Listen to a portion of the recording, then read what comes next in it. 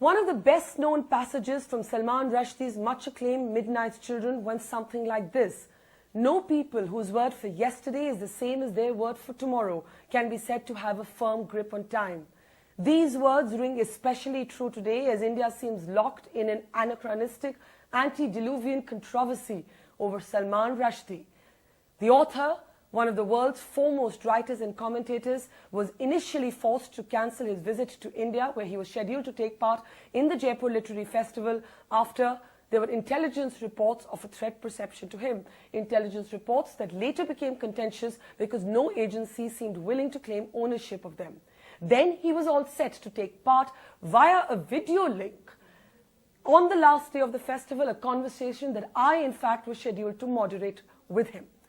Just a few seconds, in fact, before this conversation was to begin, we were all informed that the organizers had decided on the advice of the police that there was a serious law and order situation developing, that there were protesters on the grounds of the venue, and that protesters had even taken to marching to the venue, saying that anybody who telecast this interview would be liable to a threat and a physical threat to themselves. The organizers then decided that to prevent this threat to anybody present here, as well as to the author themselves, they would be calling off this video link. For the last week, in fact, so many of us have lamented this sort of situation where a state and a government cannot guarantee safety based on freedom of speech and expression. Salman Rushdie was not able eventually to take part in the Jaipur Literary Festival, but he's joining us today. Salman, I can't even begin to imagine how angry and disappointed you must be right now. What are your first thoughts, your first reactions to all that has happened? You have not even been able to participate via video conference as we were hoping to do. Well, I mean, of course I have a lot of personal disappointment, but my overwhelming feeling is a disappointment on behalf of India, which is a country that I have loved all my life and whose long-term commitment to secularism and liberty is something I've praised for much of my life. And now I find an India in which religious extremists can prevent free expression of ideas at a literary festival, in which the politicians are too, let's say, in bed with those groups to wish to oppose them for narrow electoral reasons, in which the police forces are unable to secure venues against demonstrators even when they know the demonstration is on its way.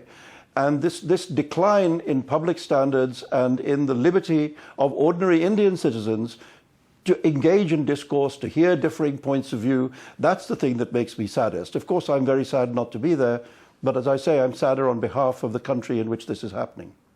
Salman, there is an acute sense of deja vu in this moment because many people have sort of opened the newspaper archives and brought out your open letter published in the New York Times to Rajiv Gandhi back all those years, more than 2 decades ago, when the Satanic Verses was first banned here in India. And at that time, you said to the former Prime Minister, Mr. Gandhi, what sort of India do you want to govern? Do you want to be an open or a repressive society? You also spoke about becoming a political football. Do you believe that history has repeated itself in India today in the most tragic fashion? I mean, unfortunately, I think that is true. I'm at a loss to understand why it's happened now, other than, of course, what everyone has said, that it's somehow connected to the UP elections. And a desire to collect the Muslim vote in those elections. But I've visited India, as you know, Barkha, a number of times in these last years. I've been 5 or 6 times in the last 8 or 9 years. I've even spoken at the Jaipur Festival with you 4 years ago. I remember. I spoke at the India Today conclave. I spoke at the India Today conclave in Delhi last year.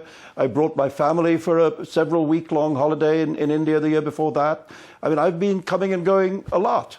And it's astonishing to me that suddenly, not only my physical presence, but even my image on a video screen is considered to be unacceptable. I think, it's pretty shocking. I mean, that's the irony, isn't it, Salman, that I remember talking to you in Jaipur at the Literary Festival. I remember hearing and listening to you in rapt attention last year when you were here.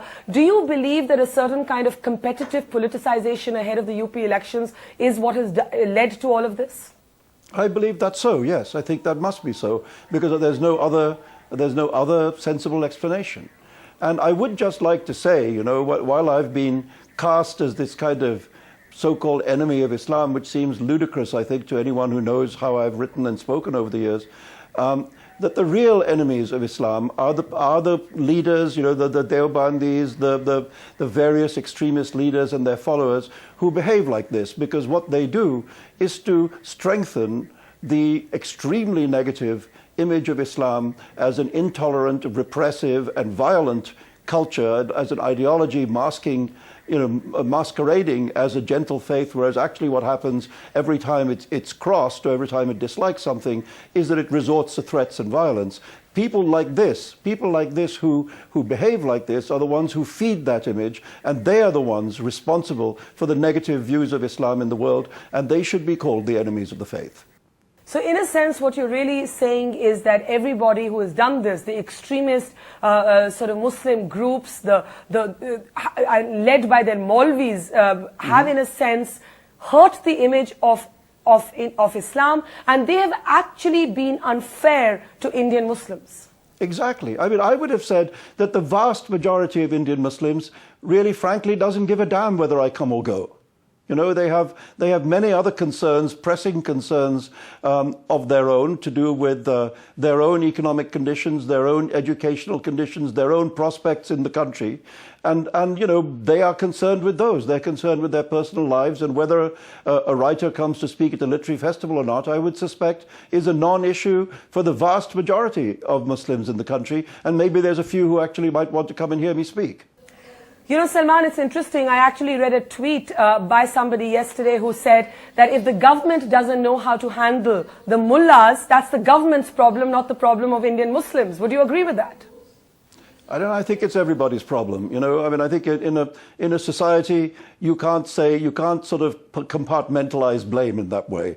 I think it's the responsibility of everyone. The community needs to decide who its leaders are, it seems to me. And you could argue that currently the people who claim to be speaking for India's Muslims are either not the true leaders, or they're certainly extremely bad leaders.